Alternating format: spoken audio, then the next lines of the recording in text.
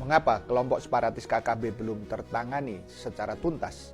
Dua pilot maskapai PT Smart Cakrawala Aviation, biasa disebut Smart Air, meninggal dunia ditembak milisi Tentara Pembebasan Nasional Papua Barat di Bandara Korowai Batu, Distrik Yani Ruma, Kabupaten Bovendigul, Papua Selatan pada Selasa 11 Februari lalu.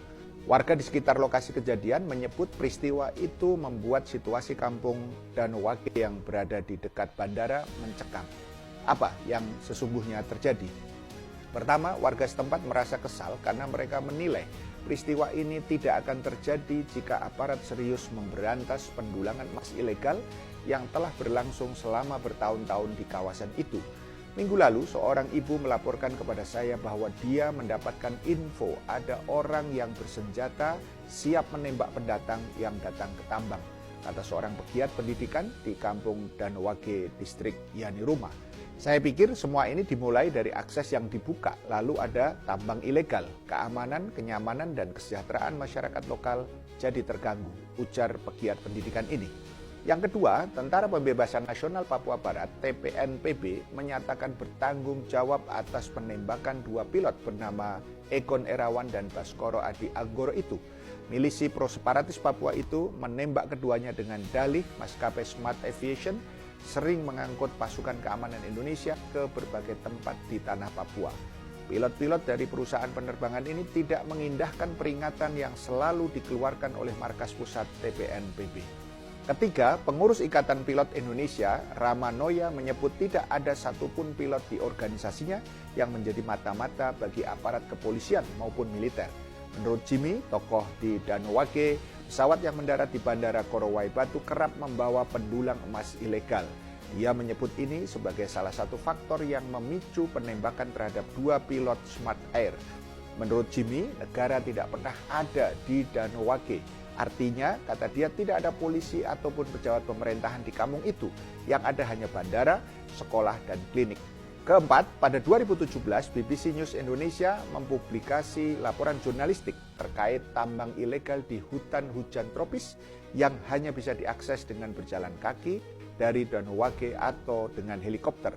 Lokasi tambang ilegal itu terletak di antara 5 kabupaten, Bovendigul, Asmat, Mapi, Yahukimo, dan Pegunungan Bintang.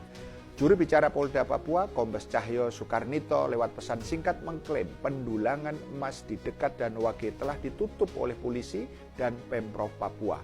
Namun, Jimmy mengungkap hal yang sebaliknya. Sekarang masih ramai di atas, ujarnya merujuk lokasi pendulangan emas. Itu yang dibilang oleh TPNPB bahwa pendatang dan pendulang emas tidak boleh datang ke sini. Tapi mereka tidak mau dengar dan paksa naik sampai akhirnya jatuh korban. Bagi warga di kampung Danowage, pendulangan emas ilegal berdampak besar. Sungai Deiram kini semakin coklat. Warga juga tidak lagi berani mengkonsumsi ikan atau udang dari kali itu. Tambang emas merusak keamanan dan mengganggu ekosistem masyarakat lokal. Yang paling nyata, anak-anak tidak bisa molo atau berenang untuk mencari ikan lagi seperti dulu. Sekarang mereka hanya makan pisang, singkong, dan berburu di hutan pada hari Sabtu, ucapnya. Kelima, masih jatuhnya korban karena kejahatan gerakan separatis di Papua mengindikasikan masalah Papua belum tuntas sampai ke akar masalah. Bila separatisme Papua adalah karena diawali aspirasi politik yang tidak sejalan dan terjadinya berbagai ketimpangan ekonomi, sosial, budaya, dan lain-lain, maka seharusnya paradigma pemerintah dalam mengatasinya adalah harus secara komprehensif merealisasikan pendekatan yang berbasis pada pertahanan keamanan yang tegas dan solid, yang dibarengi dengan pendekatan ekonomi yang adil, sosial budaya yang persuasif, pendidikan yang memberdayakan, dan agama yang mencerahkan, serta politik luar negeri yang lebih aktif untuk memastikan tidak ada campur tangan asing dan memastikan pada akhirnya tidak ada sejengkal pun tanah kita kembali terlepas sebagaimana luka negeri dengan terlepasnya Timur Timur pada tahun 1999. Paham sampai di sini? Salam melek politik.